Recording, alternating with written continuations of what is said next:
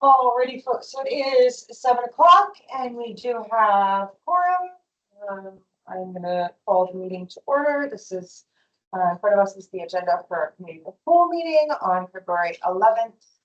For those in attendance here and online, be aware that our meetings are recorded for public viewing and placed on a publicly available website.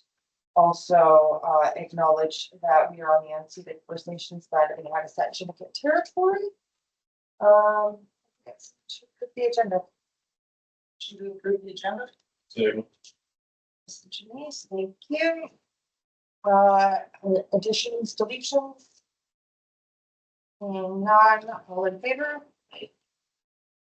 Any opposed? That's carried. A motion to adopt the minutes of November 12th, 2024.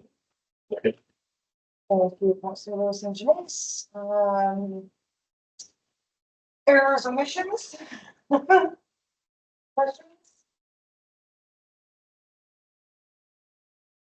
Apparently I'm here. Thank you for joining us. Right now we're just at adoption of the minutes.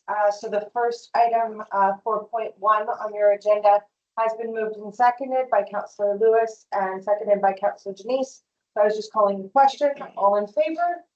Okay. Any opposed? That's carried. 4.2. Motion to adopt the minutes of January 14th, 2025. Second. Thank you, Councilors Lewis and Janice. Errors or omissions on those minutes? Questions? False, seeing none. All in favor? Aye. Any opposed? That is carried. Business arising. Parks Advisory Committee terms of reference. CEO Nelson Smith. I'll let you speak to this if you'd like to. Nothing further, thank you. Nothing further to add. So before us is the terms of reference for the select committee for the parks planning.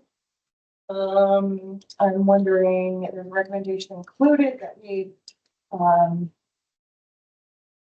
include the final terms of reference with any recommended changes, but are there any recommended changes or questions from council? I have some. Councilor But, Janice? I think we have a problem with getting buy-in on things like this. What's our contingency plans if we don't get it? Thank you.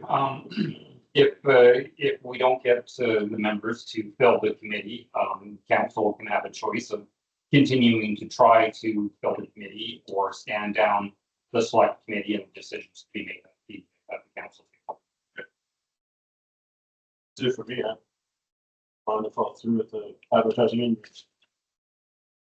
Yeah, thank you for that. That was going to be my question. We don't even have a current board variance, which we're legislated to have, and now we're asking community to show up. So I'm just wondering if this is a reasonable expectation. Yeah, just the same as Councilor Janice. As you said, that we can move forward, see what kind of interest there is from community. We do know that there are a couple of people, at least on this council, who are interested in being on it. So we'll go through with that. I'm wondering about staff commitment and time and who that would be.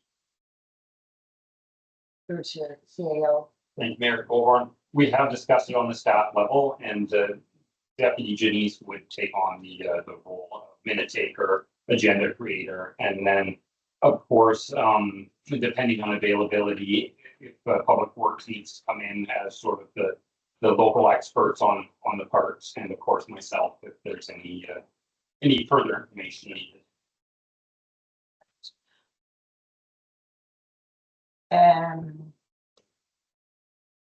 So other questions. So we don't have any other boards or committees. We've stopped all of them. So okay, so he's covered that. And then I was just wondering if there has been any interest from anybody in the public coming into the office and saying, what about this parks committee that you have? Nobody from the public, just the ones that are on council. I do have a suggestion. I do think that in the, under the advisory committee, members, 1, 2, 3, 4, oh no, under the selection process, it says members may be appointed on a 2-year term. I'm wondering if we could change that, or, and it says they can be reappointed after the completion, but I think as a select committee, as motivation for that select committee to be done, as it's just a select committee that has this finite time, that it could be a 2-year process, and we can expect for these goals to be reached in that 2-year process and then dissolve. What does council think of that? It might be a motivation for people to apply if it was just, you know, a meeting a month for a terminate time instead of being 2 years and then maybe reappointed. You know what I mean? Check it out.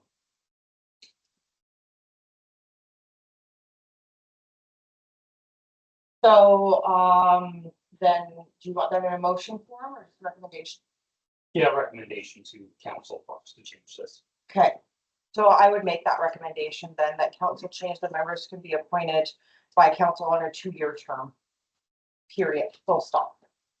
And that was, Councillor Janice, or Mayor Colbert, Councillor Janice. All in favor? Aye. Any opposed? That's carried. Oh, Could we just do an audio mic check for absolutely. Councillor Copeland? Councillor Copeland, just doing an audio check. Are you there? Yeah, I'm here and I kind of hear most of what's going on. Thank you. Okay, thanks so much. So, there's a recommendation in the report as well.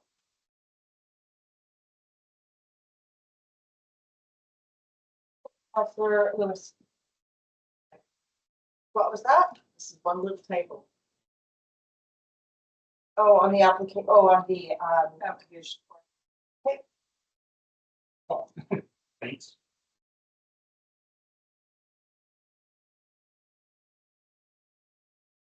for that.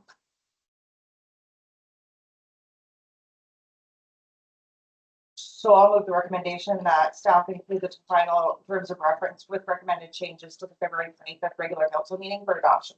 Second. So, Denise. Any questions or comments on that one? All in favor? Opposed? That is carried.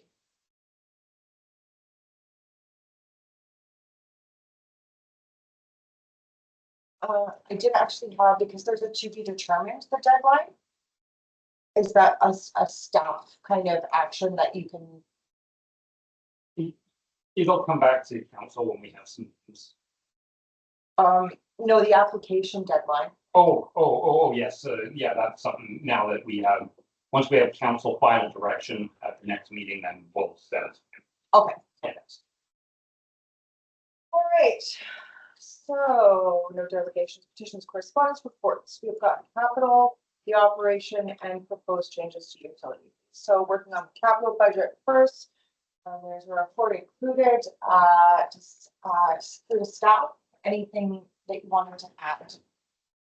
Thank you. I will turn this over to our finance manager, Claudia Frost, and our deputy Janice.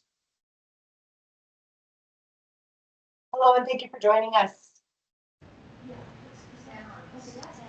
Hi, good evening. I have nothing further to add. Alana did much of the preparation here on the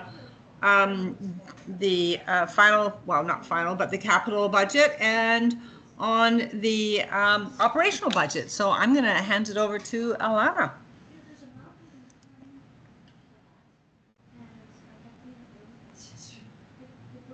Thank you, Claudia. Can you guys hear me okay? Absolutely, thank you. Great, thanks. I don't have anything further to add for the capital budget. Basically, where it sits right now includes the recommendations from the last committee of the whole. At this point, we don't have any further recommendations unless council brings something forward. Okay, looking to council then.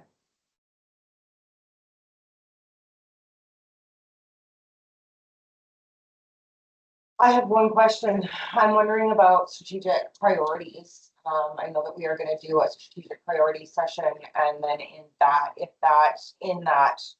exercise, if anything comes out of that, we can add it to this current one, or would we just, I'm just wondering about timeline. So through to the CAO or to Deputy Finance Clerk Denise, whichever. Thank you. I can start with that. If something changes council's focus in the next session of strategic priorities, if the budget's not yet adopted, absolutely we can add it. However, if the budget has been adopted, we can always amend the budget throughout the year. So there is opportunity still. Perfect, thank you for that. We never know what'll come out of those sessions, and just wanted to make sure that people were clear on that there were changes that could be made. Anybody else on the Capitol? Just curious on one thing on the vessel. Okay, never mind. Jerry, I can see the fine print now. Okay. My apologies. All right. We're good then?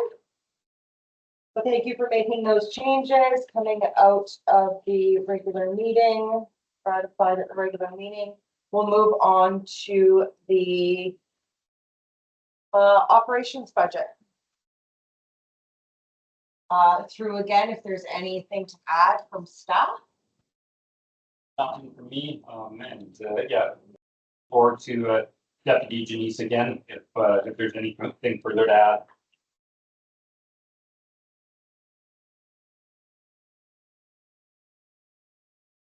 Thank you, CAO Nelson Smith.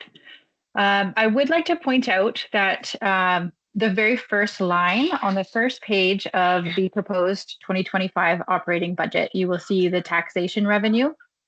In this iteration of the budget, the 2025 proposed budget line there, the $237,000, includes a proposed 5% increase to tax revenue. That is something that council will need to decide on. And we do have plans to bring forth more fulsome tax rate scenarios at the March Committee of the Whole. So that's something to keep in mind as you look through the operating budget. That number is subject to change. Also, you'll note at the very bottom of the table, you'll see the surplus and shortfall line. That 300 some odd $1,000 there is what we're estimating the surplus and shortfall will be at this point, and that is also subject to change over time. But that number there, council will need to decide how that is allocated, whether there's a portion that goes to specific reserves, whether that all stays within surplus. The finance department recommends keeping a good chunk of that in surplus just as kind of a contingency, but that is something that council will need to consider.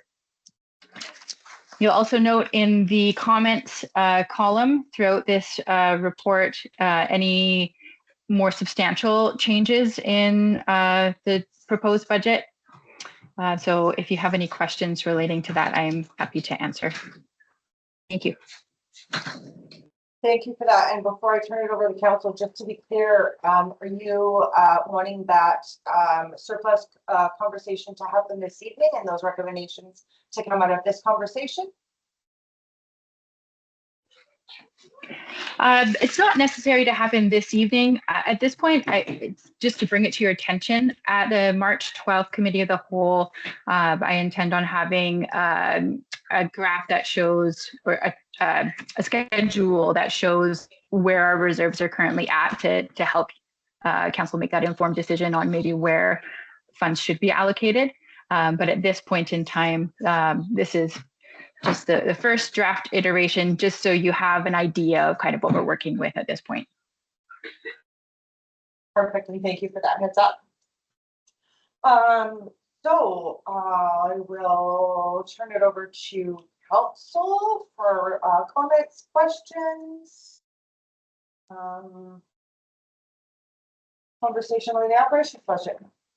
Do we want to do a decision on that surplus? You want to talk about that? Where we want it to go? We could do that this evening, or we could wait until the March 10th schedule that Deputy Finance Clerk Denise is making, so that we can make a more informed decision, so we know, have a better idea of where our reserves are. It's up for conversation if you'd like to. Yeah. 100%. I think there was anything else I need to address.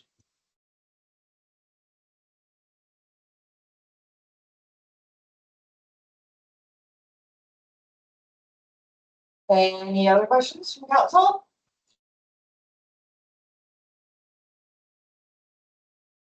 That was one of my questions actually, was that.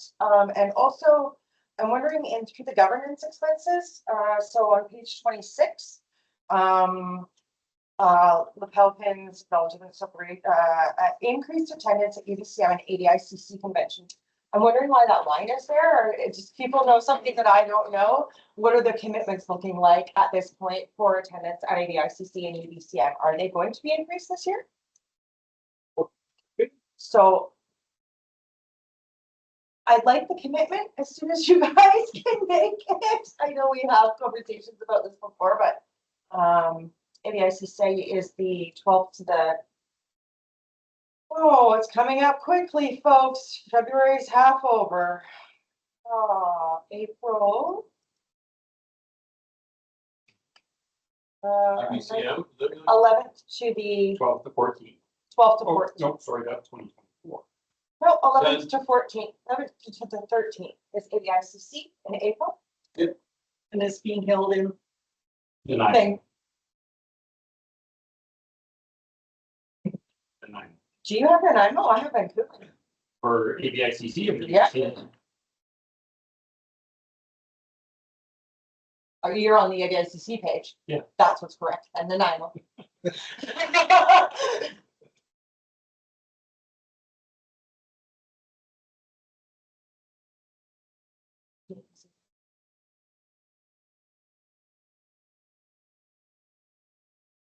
Should be on that calendar as well. And then you can see I'm September.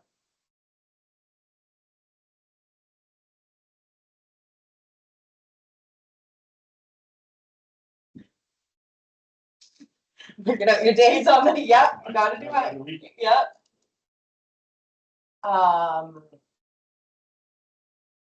guess Councillor Jackie, could we just make a note to just send an email out to everybody except for Councillor No, including Councillor Denise, even though we know he's not coming, to see what kind of interest there is in attendance.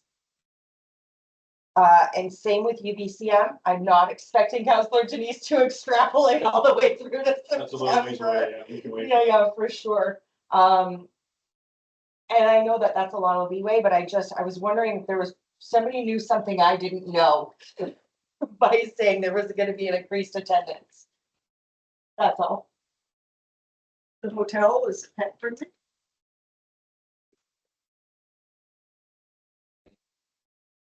And a couple of things. Councillor Copeland, for your information, ABICC is the Association of Vancouver Island Coastal Communities. They're our parent association. Well, I'm going to take a stab at this.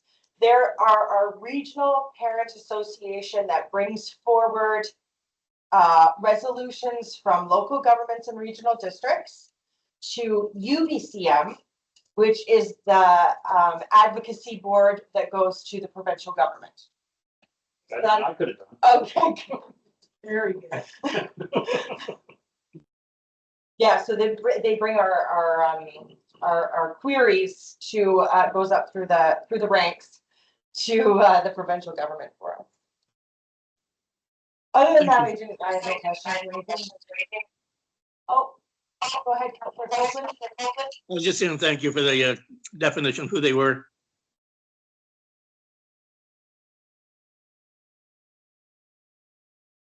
Okay, so next we are on to, thank you for all of the hard work, Claudia and Councillor Denise, Deputy Finance Clerk Denise. Appreciate the time and effort and putting it into format that we can understand, that's easily readable. On to the proposed utility fees changes. If nobody had anything else? Nope. CAO Nelson Smith or other staff, would you like to, is there anything you'd like to add or? Nothing from me. Again, this was a proposal put forward by the finance team, which is Claudia and Deputy Janice. Anything to add then? To Thank you, Mayor. Yes, I would just like to make note to council and mayor and council that I don't believe your utility rates for water, sewer, solid waste have changed much over many, many years. And, you know, this is just to begin to bring them more in line. Also, they should try to be utilities that are self-sustaining. In other words, we're not having to take money from property taxes to cover the costs for water, sewer, or solid waste. I believe there are some changes coming to solid waste in the future. And as we always know that water is one of the ones that could change at any time. So we try to keep it to a reasonable amount moving forward. We'd like to see this continue to be upgraded and to look at what the costs actually are to the municipality. Alana, do you have anything to add?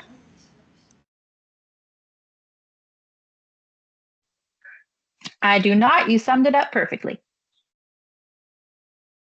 perfect, thanks for that. And before I turn it over to council, there are copies on the council table here, maybe not for Councillor Copeland, but they are in your emails of a question I asked about what it meant to the average business and the average homeowner residential. I'm just wondering, I was just wondering what would be the on the mean average of an average cost of a home or an average business. And I think Deputy Finance Clerk Janice, did you tell me that you put it on a business with like a 4-room rental capacity or something like that, just trying to take an average of a business? That's correct. So I found that nightly rental with 4 rentable rooms kind of seemed to be right in the middle of the mix. Perfect, thank you for that. So yeah, the residential with sewer connection and including a parking pass would be a $204 increase. And then a business with 4 rooms and only 1 parking pass would be 252, with the increased water taxes, the increased property taxes accounting for a 9% increase in assessed value, which not everybody is going to get. And then the sewer and the solid waste. So I was trying to figure out what the bottom line would be for taxpayers. And if we do just 3 or 5% across the board, then it's $200 extra for residential, 250 for a business. Councilor Lewis. Except for the people on this side of the bridge, because there's no sewer. Get it. Absolutely, yeah. Just for those who have that service.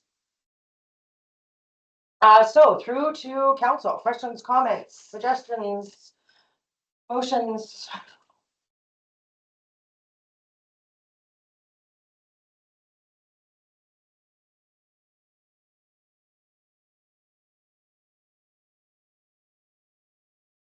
Hearing.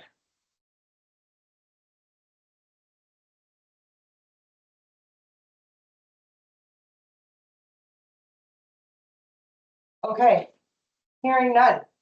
There's some Councilor Janice. of the things aren't congruent though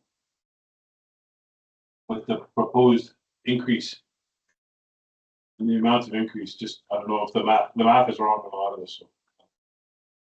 Which one's supposed to be? Which specifically are you looking at? Well, you can see here. This is, it should be $12. 12, 15, 12, 12, 12, 12, 12. On this side, it's just small hairs, but I think that it should be worked on. Just so we're clear. Okay, so what Councilor Denise was pointing out was on the, let's take the water proposed fees, is that one? Let's take the sewer proposed fees and charges. At the top of the graph, it says residential. For 2024, it's $255 per year. And then on the 2025 proposed rates, it's $267 per year. It says it's an increase of $15. It's 12 and change.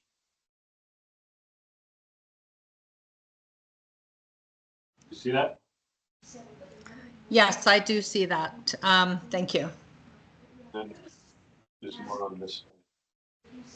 On the solid waste as well.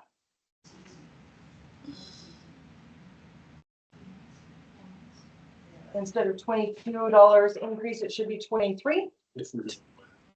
Yeah, it should be 23. Absolutely. Down on that sheet, there's a couple more. You'll see them. Yep, no problem. We will look into that. Thank you very much for bringing that to our attention, Councillor. No problem.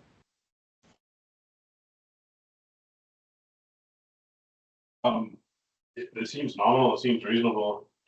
I mean, nothing's too extreme. I don't know what to compare it to. I think that's the hardest thing for us. You know, what all we can do is try to, match a bit of inflation, and hopefully things work out and we can cover what we need to, right? That's pretty much where we're at. That's why we have a team to work on everything. Councilor Lewis. Oh, sorry, you were. That's fine. Okay. Councilor Lewis. Yeah, they already did the comparisons, so. They've already checked into a bunch of smaller communities and stuff, what their rates and that were, so. They're giving us their best guess, but Yes. Yeah, absolutely. And I mean, we haven't changed anything since the closest one was 2018. So the last time we changed anything, 7 years ago. right? Okay. So then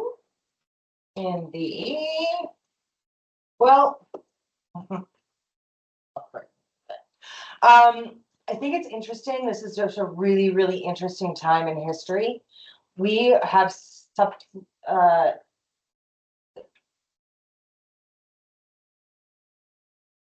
supplemented. That's not the right word. Subsidized. We have subsidized these charges for these systems for so many years. And I think it's either, no matter what we do, I think there's going to be a sticker shock to people. Or also talking about trade tariffs happening right now. We're talking about the price of eggs going from $4 to $8, where all of these costs are really hitting people.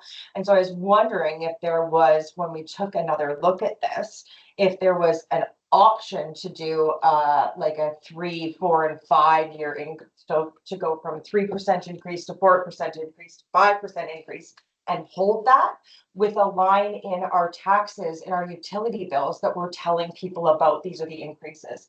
Council hasn't looked at these since 2018. We decided to raise them this much this year, and then going forward, we'll be adding until we do a 5% cap, and then we'll finally be able to non-subsidize these utilities. Just wondering about softening the blow to people, as this time in history is crazy for some unknowns that we are not sure about, globally and in North America. So I put that out there.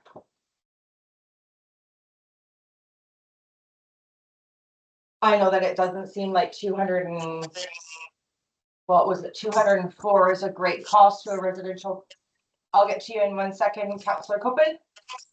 Copeland. 204 doesn't seem like a big increase. But if we do that, gas, groceries, and the uncertainty, I'm afraid that it's adding up.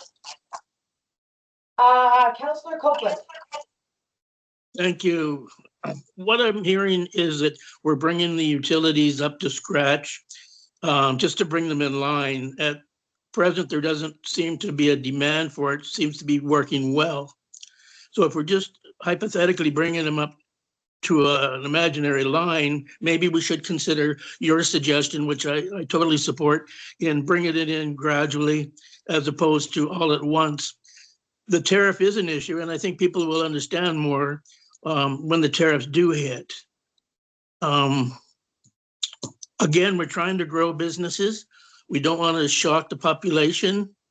The businesses need a chance to grow. They're going to get hit significantly by the tariffs as well. So I fully support the phased in suggestion of yours. Thank you. Okay, thank you for that. What are we thinking, folks? In other years, we've had it so that they came with like 3, 4, 3.5%, so that it was all set out, not just 5%. So that we could have a graph to look at to see what the differences would be. Is that a possibility? Through to staff, is that something that the finance department could work on? To give us a comparison maybe between the 3 and the 5, like we can do the in between for the 4, right? But is that something that we want to consider asking staff to do? I don't think it's going to make the difference, the big difference on the bottom line, but it for people on a fixed income, or I mean, we know that people who live in Zeballos are most of them. We've done through the housing needs study, I think, about poverty rates and things like that, and so we're not a rich population by any means, you know. We're all just kind of trying to make it by, so I don't know. Deputy Clerk Janice, did you have your hand up?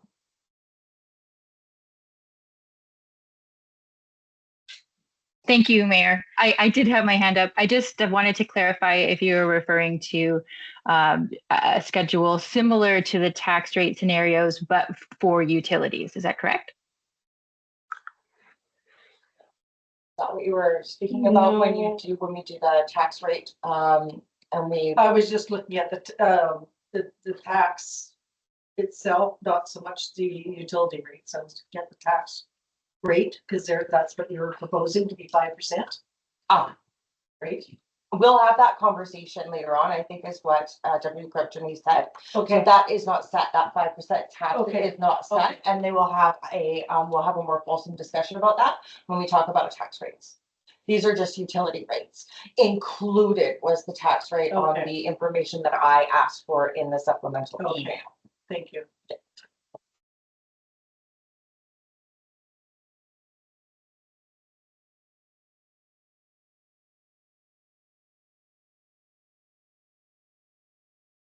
So That's what Janice. it's gotta come from somewhere. I mean, we can decide if it should be a bit less, but doesn't seem to, like, what, I'm looking for a number here, I can't find. What are we talking about per household? What is it? From the email? Yeah. Yeah, Okay, thank you. so 200 and, That's right. yeah, 204 extra. Oh, Claudia, sorry, did you have something to? So this is what I was looking for, thank you. Okay, sorry, just 1 second. So this isn't a very good number, this 204.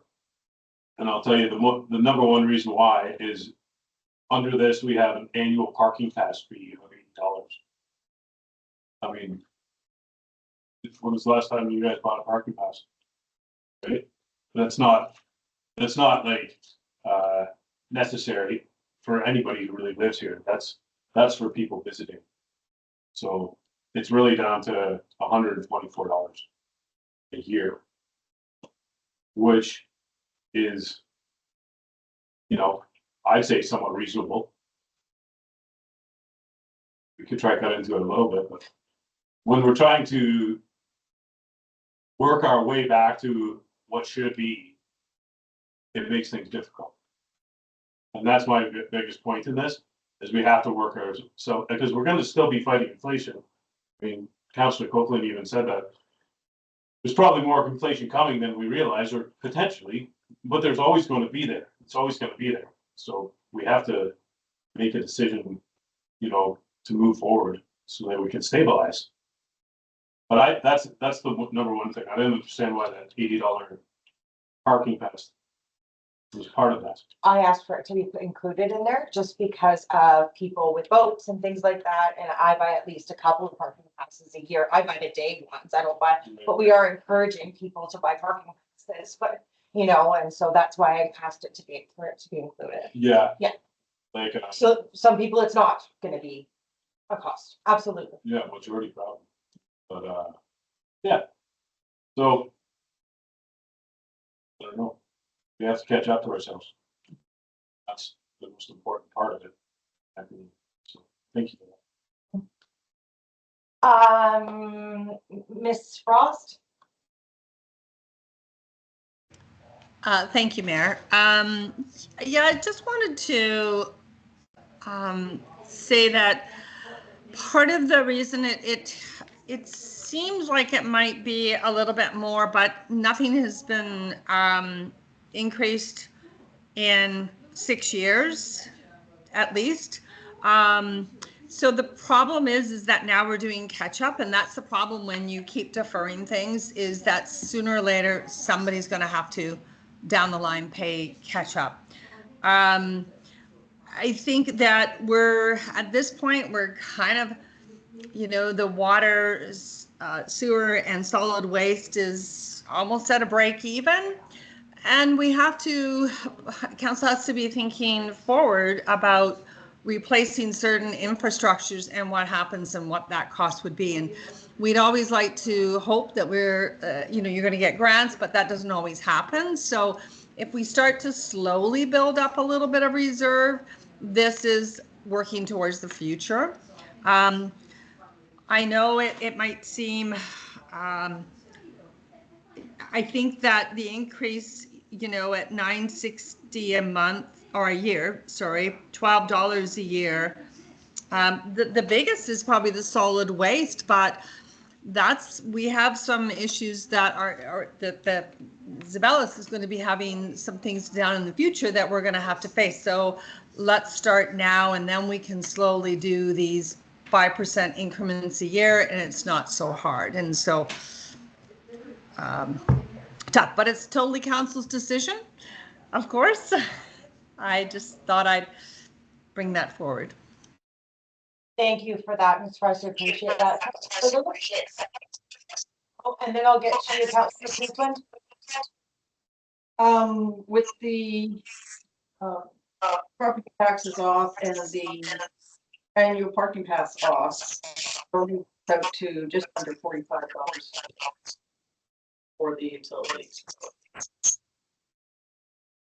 And that's from which sheet? From this, Yeah. yeah, I just added the middle three. Yeah. It's the utilities. So that's not including property taxes or No. Okay. So I mean, it's $45 doesn't seem like a very big amount as far as the utilities fees go. Thank you for that. Councilor Copeland. Yeah, forgive my not total understanding of the whole concept here, so I'm probably going to ask the odd silly question. Some of the things that we're talking about coming down the road that we're going to be having to deal with the water situation and the sewage situation. Is there not a difference between the operating budget and the capital budget, and that the capital budget should cover any significant items that we seem to be planning for? Councilor Copeland, first of all, there are no questions that are, questions, all questions are good questions, are all for information. So thank you for asking that, and I'll put that through to staff. Thank you. DAO Nelson Smith, I'm just looking for. Yeah, through the mayor. We can use, so we do have basically bank accounts or reserves for each individual utility right now, plus a couple of others. We can either use those to supplement our operating or use towards capital. Capital, we can also find grant funding or take funding out of our surplus to do the capital. Really to benefit an in-depth understanding, be really good for you to come in and sit with our deputy finance officer, Janice. She's probably the most adept at explaining this stuff, but it is quite complex. I'm not sure I can do it, you know, in a committee of the whole meeting. I will say that, yes, you are correct that we do have operations and capital projects. But I think what the CAO is trying to get to is that our reserves for our capital projects, there isn't enough in there with any clout to do a large project, and things that are coming down the road would be things like, I think it was referred to in the reports, things like oxygenation or chlorination of our water system. And then also with our solid waste function, there will definitely be added costs in that function from both operations and capital, I believe, depending on decisions that council makes. Some of the things before us is, you know, curbside pickup, the where the transfer station, you know, is going to go, how we manage, how the landfill is managed, and what our area operations look like for that service. So does that answer your question?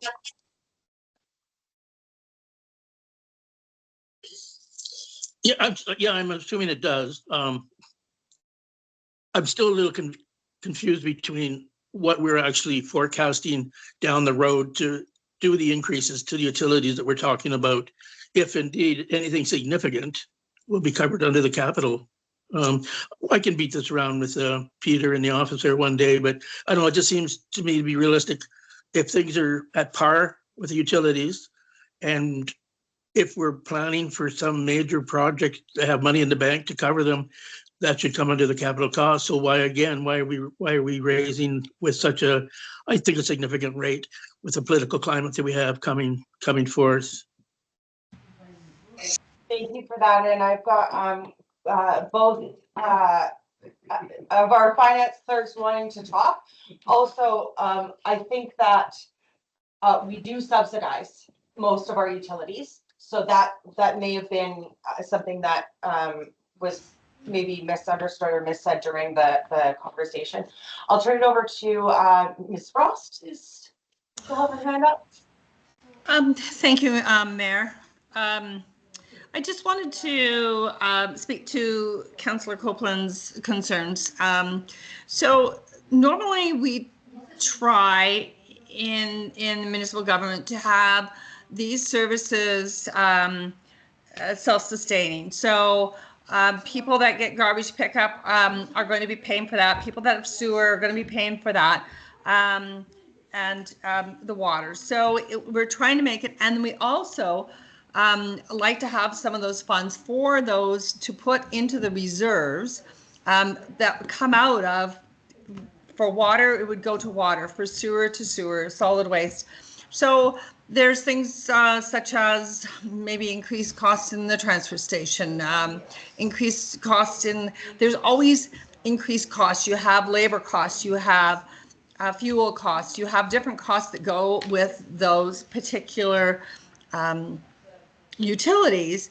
And for the past 6 years, those have not been increased even to go to the inflation rate. So that's what we're talking about. Capital, it's a little different. It's usually, we're talking millions of dollars when you're talking about water or sewer. They're not cheap, even small areas, and that's where you'd probably end up looking for grants.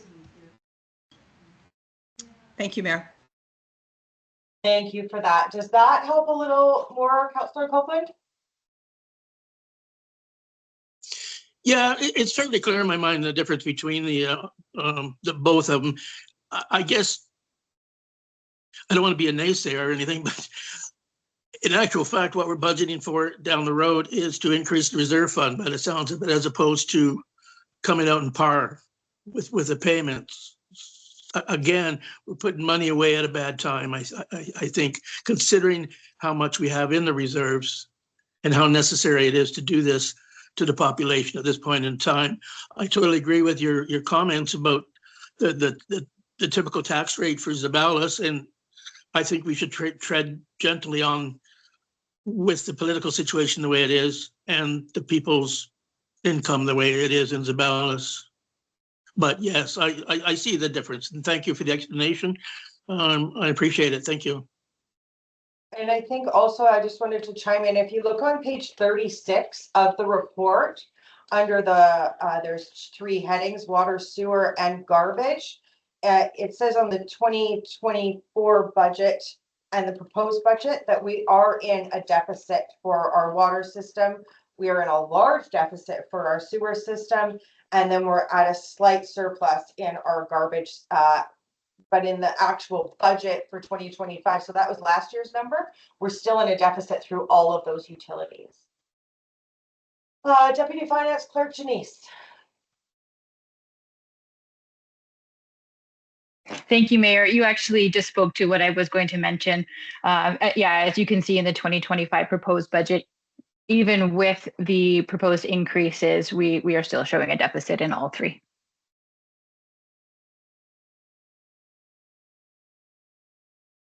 Okay, folks, thanks for the really good conversation. I appreciate that. I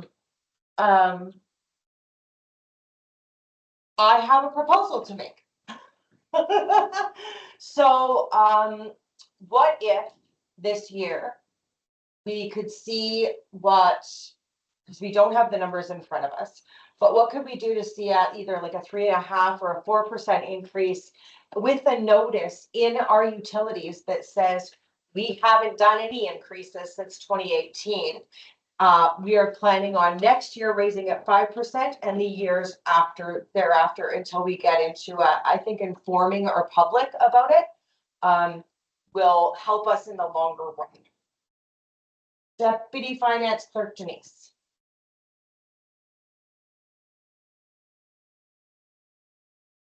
I am so sorry. I still had my hand up from before. No problem. Okay. How does that sit with people? Either doing a 3.5% or a 4% this year to warn everybody, and then kind of doing 5% and saying that this council has decided moving forward that those 5% increases will continue until we can get to the. It's been years since we've looked at this, right? I'm looking for a balance between sticker shock and letting and informing the public. I don't know that everybody reads their utility bills either, but I know that solid waste is going to be a high priced ticket going forward. And so if we're warning people already that we're doing this, then maybe they can go, oh, wow, okay, things haven't increased. This is what they're.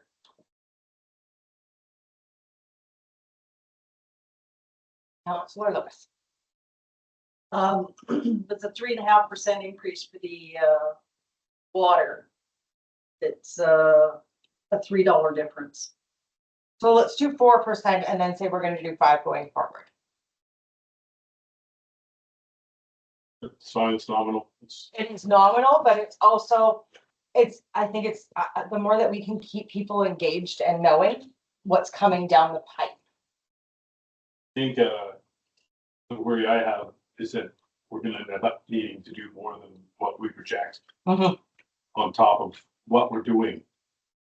Because that looks like, you know, you can't see in the future, but it could get weird.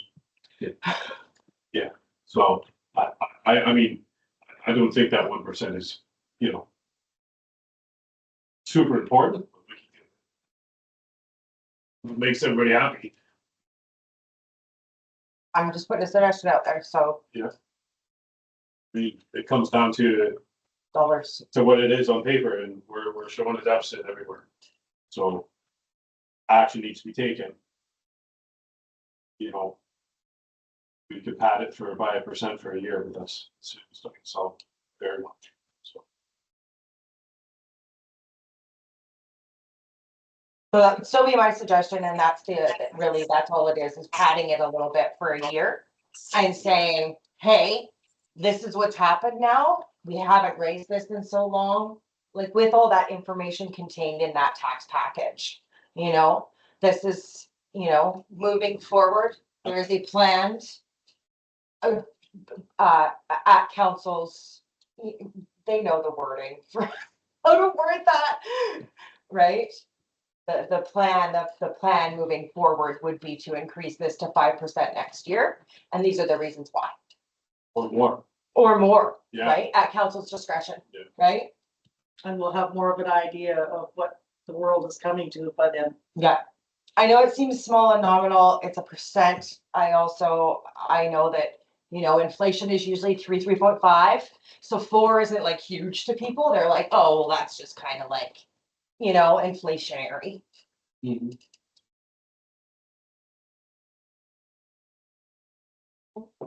Do you need that in a recommendation? Yes, please. So I'm gonna move that.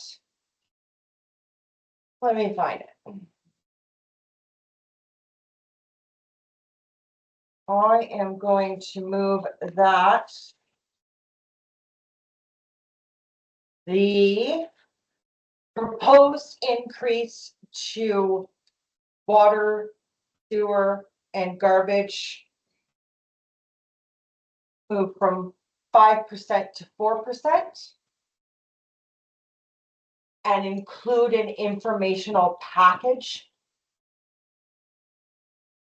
outlining council's intent to do 5% or more in the coming years, and the reasons behind that, including how long it's been since we've changed our rates. And yes, and the deficit of our utilities for that reason. Second, Is that a long and too long and involved? I'm only at, include an information package and utility bills informing why increases are Recommended recommended. by council.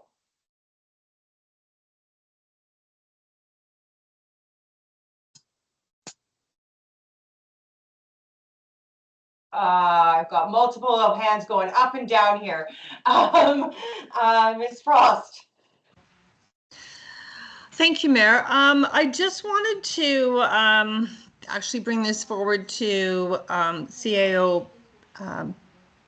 Nelson Smith regarding the dumpster pickup for solid waste, because we did a fair amount of change with those pickups than from what they were doing before. So I'm not sure if that should be included in just this 3%. And if he could speak on that, that would be appreciated. Sorry, could you elaborate a bit? Are you speaking of the pickups we do outside of community? Thank you. Yes, we're picking up where in the solid waste, the proposed fees and charges, we have dumpster per dumpster for 1 pickup or 2 pickups a week, or the extra pickup. Okay, yeah, so that's likely just going to be focusing on Zeballos Elementary Secondary School. I think they're the only ones that have their own bin. Okay. Right. because, okay. I'm just questioning whether they will be just fall under the same 3%. That was my question. We'll have to look at that. I don't know right off of top of my head. Bring it back for us. Yep. Okay. Great conversation, trying to balance people needs and their money and what we need to actually cover our services, because we know we're not covering our services. Your taxpayer dollars are covering all of these things. Anything else on that one? You have enough? Perfect. So all in favor? Aye.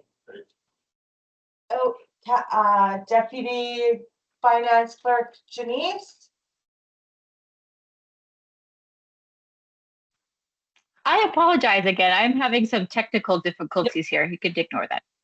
No problem at all. Okay, so all in favor? Any opposed? Carried. All right, water regulation bylaw. CAO Nelson Smith. Thank you, Mayor Colburn. Just to highlight the fact that this was rewritten primarily to take the fees out of a second bylaw because we had fees competing in two separate bylaws. But as we were looking at the water regulation bylaw, we recognized that it needed to be rewritten to reflect Zeballos. Thank you for that. And also included in this email were all of the bylaws that were repealed under all of these next coming items. These next two. Okay, so on the bylaw, questions or comments? Water system regulation bylaw.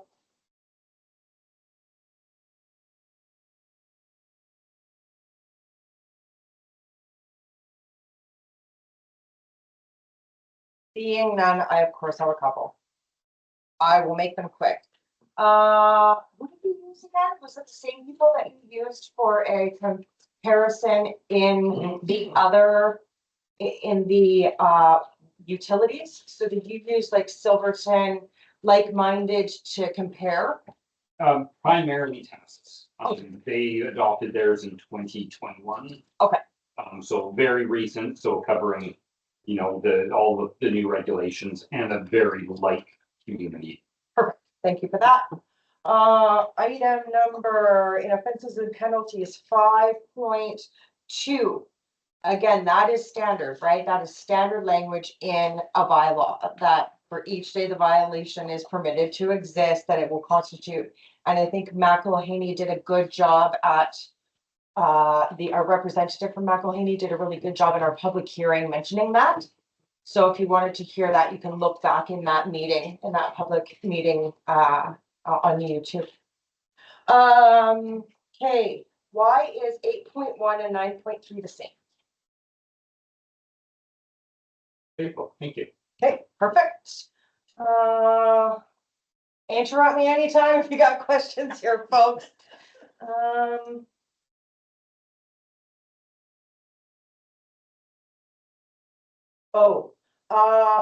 Private connection. So application for connection 11.4.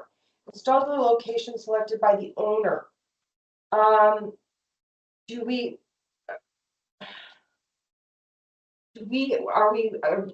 know that it's been a problem in the past to find connections. Are we further along with that mapping as we're going through with this? I know that it's a weird, hard question to answer, and I'm sorry to put you on the spot like that, but what are your views on finding connections? Are we moving forward with that? Through the mayor, like, you mean as if when I find connections, am I doing something about it to market? Funny enough, we had that discussion today that, yes, moving forward, any ones I need to fix or any ones that come up for somebody new moving in, then moving forward, I will locate them, mark them, and write them down, so it's recorded for the future for everyone to know. Map them. Yeah. Perfect, thank you for that, because I know that we in the past have lost some documentation along the way, and so mapping those kinds of things are hard. So if you say the owner chooses where it should, like, does the owner even know where they're connected? So thank you for that answer, I appreciate it. And same 11.7 required by the building code. What happens if the connection from the house isn't up to code? They're responsible for making it up to code. That's correct. So this bylaw is definitely putting onus on the property owners. Most of what you're reading in 11 is referring to new connections, not existing ones. So if somebody's building a new house and is looking to get water connected prior to the Public Works Department connecting to our service line, they're going to check to make sure that it meets the standards that we've laid out in the bylaw. Perfect. Appeal to council, 17.1, deliver to the village within 15, request that we reconsider. I'm just wondering about 14 days. We have a lot of non-residents, a lot of people that don't live here. I'm wondering if that's reasonable with the amount of homes that we have. I think there's 35 or 40% of homes in the village aren't inhabited by their owners and are from somewhere else. I was just curious about that, if that was enough time for people to respond. Again, is that Thank you. somebody, It's not going to be a cold cutoff. Staff legislatively are going to have to go through, registered letters and anything we can do to contact the owner. okay, yeah, it just says that they only have 14 days to ask for a re-implementation, like, so I was just wondering if that was enough time. I'll just highlight it. Private connection restoration. Is there a notice to homeowners of the works required when there's additional costs? So it says where the private connection is turned off and disconnected, right? And pay to the village any additional costs incurred by the village in order to prevent. So is there a notice process that goes back and forth between the homeowners about alerting them to, like, oh, this is an added cost that you'll be looking at? Yeah, again, this is addressing likely people that are outside of the ordinary, that have done something egregious that we're having to deal with. Perfect. And then last question is, why is there no mention anywhere in the bylaw about voluntary disconnection and reconnection? I didn't see that. Maybe I missed it.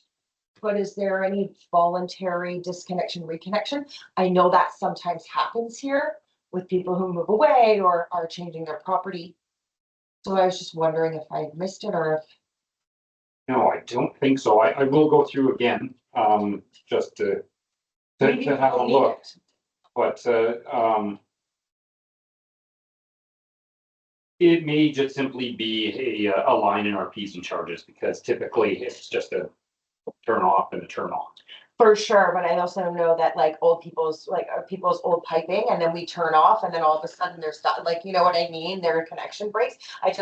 I know that not everything is, if it's under the ground, it's probably to go. Right? It's happened before, so I will look into it. Thank you. thank you. Okay, that was it. I know that was a lot, but I tried to get through quick. Anybody else have anything on it?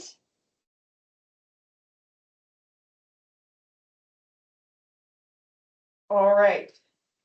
So recommendation. Yeah. Nope, none. Okay, perfect. If any fundamental changes, I would like through recommendation to council, but I didn't get any fundamental. No, those were really just questions. I'm just, because we're reviewing all these bylaws and getting them into terms that are of the 21st century sometimes. right? I noticed the green one, was that the one we were just dealing with, was like 1980, yeah. So, okay, I don't see any issues with it, but I'm not the bylaw person. So. I trust the staff that's gone through. All three of us. Perfect, thank you. So then we're on to the sewer regulation bylaw. Questions or comments? Moving on. Traffic. Sewer regulation. Sewer. Yeah. Just as exciting. Right? Just as exciting. Or maybe a little. Sewer's way more exciting, you Oh, obviously yeah. have not Or- been in the sewer. Anybody have any questions? I only have 2 on this, or 3 maybe. Go ahead. Standards for private connection. The minimum size of a private connection that supplies any building or parcel shall be determined by the BCBC and approved by the village. Is this different than past? Like, how recently have those fittings changed, or those piping mechanisms changed? I know it's a weird question, It's but again, if it's in the ground, it hasn't been updated in Zeballos. We're talking about, it's not, so again, we're focusing on new builds. Okay. Yeah, we're not gonna go around and somebody with a 2-inch force them to get a 4-inch. okay. Yeah. Again, it was the 14 days on that appeal to council. I don't think it's long enough. And then blockages on 22A. It says if the amount of invoice isn't paid on demand and is unpaid on December 31st, it shall be on the taxes. Why is that clause not in the water one? Yeah. So at the bottom of page 55, on the very last bullet, 22A.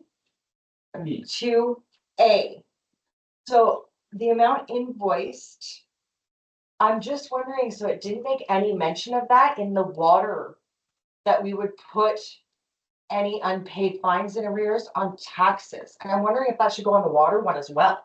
I think so. Okay. That was it. Well, okay, anybody else? Nah. Moving on to traffic and parking bylaw. Questions or comments?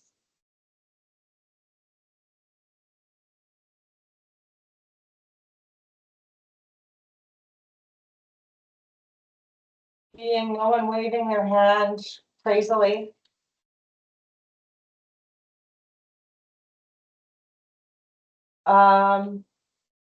Under authorities, on most of our bylaws, we have the bylaw officer or designated alternate.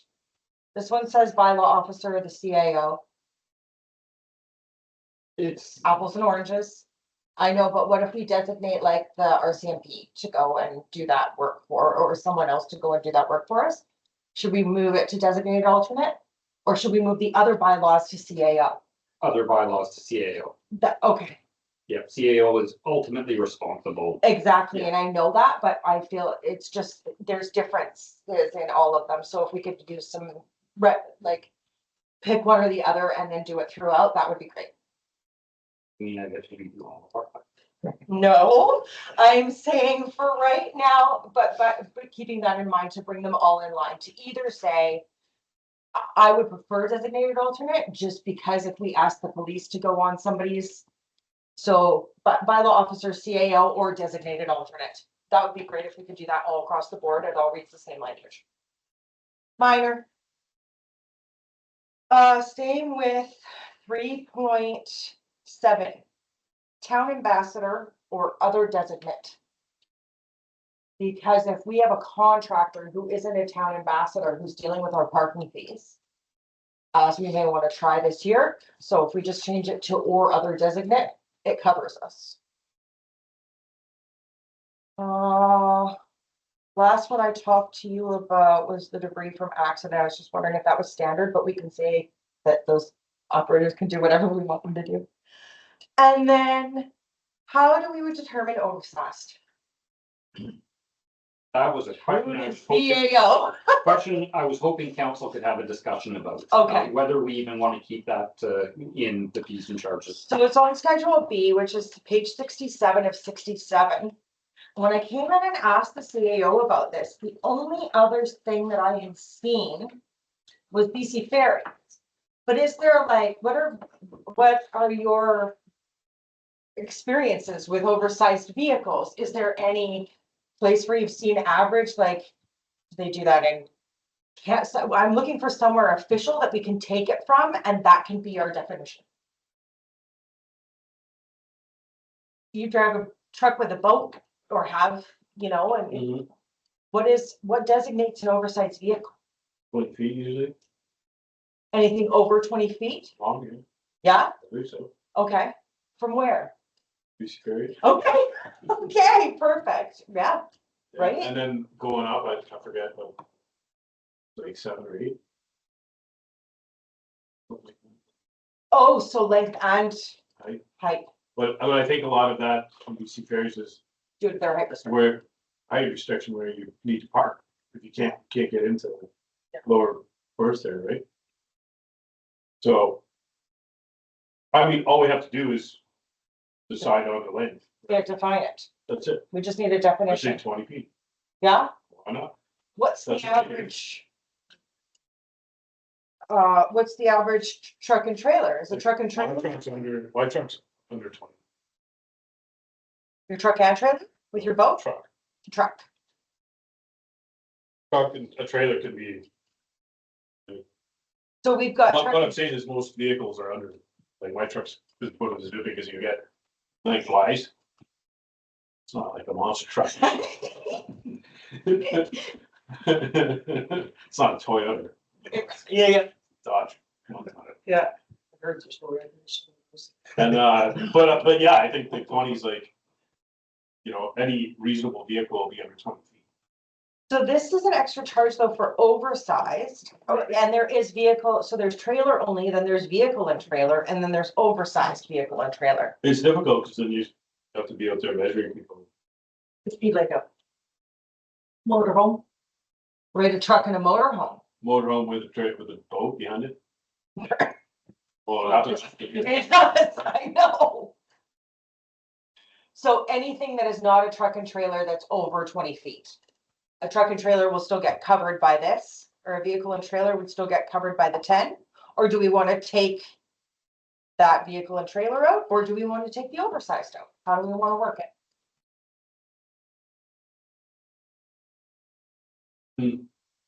Right? I don't know if there's any federal or I'm just wondering about your guys' experience, if there's Well, any, there's no, yeah, no difference. Was it? It's only difference with the day fee. so let's put vehicle only, trailer only, and oversized vehicles. And take the vehicle and trailer out, See what I mean? but, Well, the only difference in price is here. yeah, that one. These are different. Oh, it's just the day fee. It's only, Administratively, I would just recommend taking out the oversized. that's what I would do. Yeah. Okay, done. You see what I mean? Yeah. There's no real, Well, although if we take out the oversize and we get but then again, we're not allowing certain things to be in our parking, so. Yeah, I think we need to concentrate more on if it's insured and plated right, than anything. absolutely. Cool, Which, can I talk about that? please. Without stickers on license plates anymore, how do we know if vehicles are insured? Through the CAO, Through to the mayor, I do believe we have a section in here that is upon request, proof of insurance upon request. So if there is one that is suspect, then our bylaw enforcement officer or designate could request proof of insurance on that. What if there's 38 that are suspect? If there's 38 vehicles that are suspect. then our bylaw enforcement officer is going to be busy. They're gonna be busy. Well, and is there a way of doing that prevention administratively? Do you bring your papers into the village office when you get your parking permit?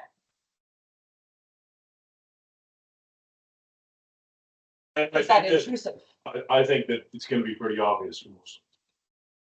And if, you know, if somebody, yeah, if somebody gets left there, probably suspect.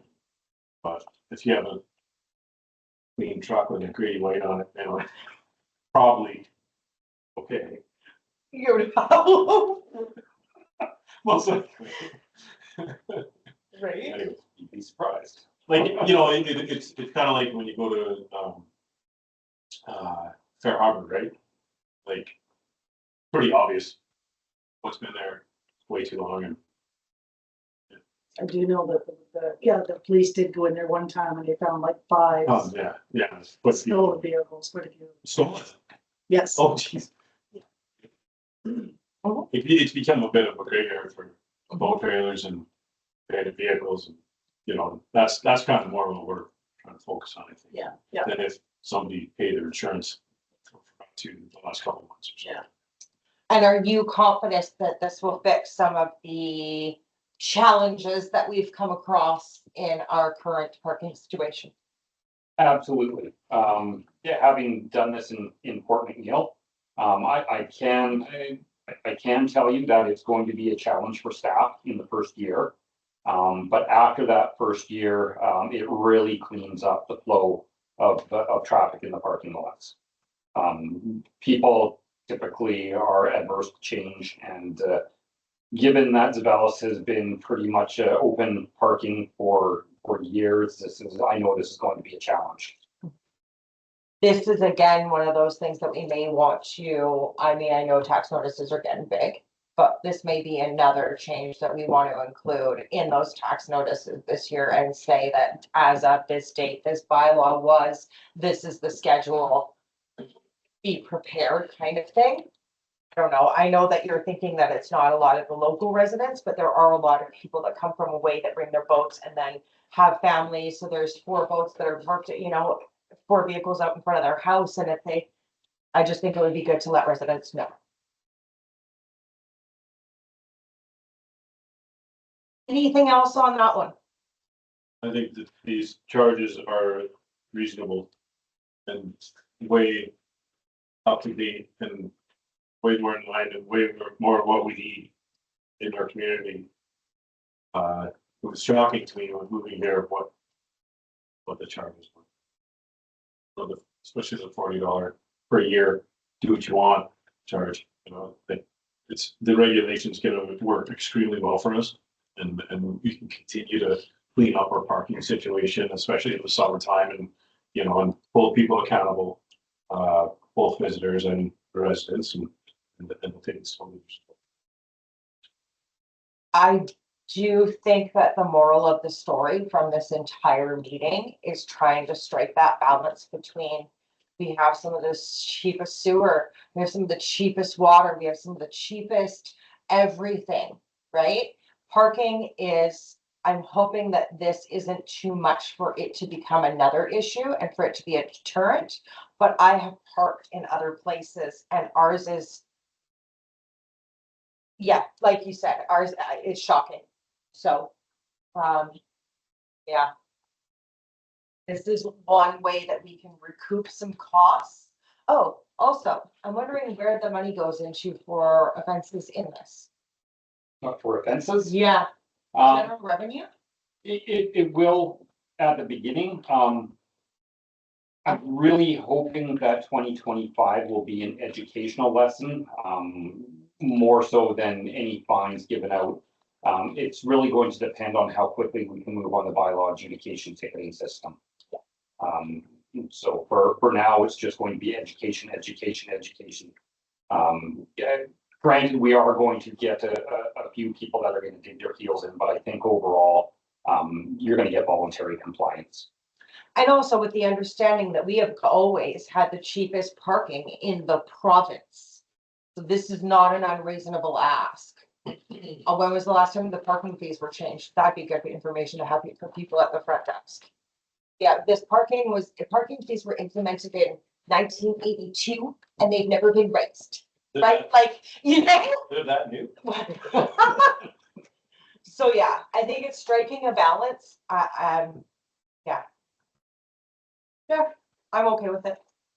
And I would much rather those parking fees not go into general revenue. I'd rather those parking fees go into a parking line item. And then that parking line item be used for parking, projects. Do you want me to make a motion to that effect?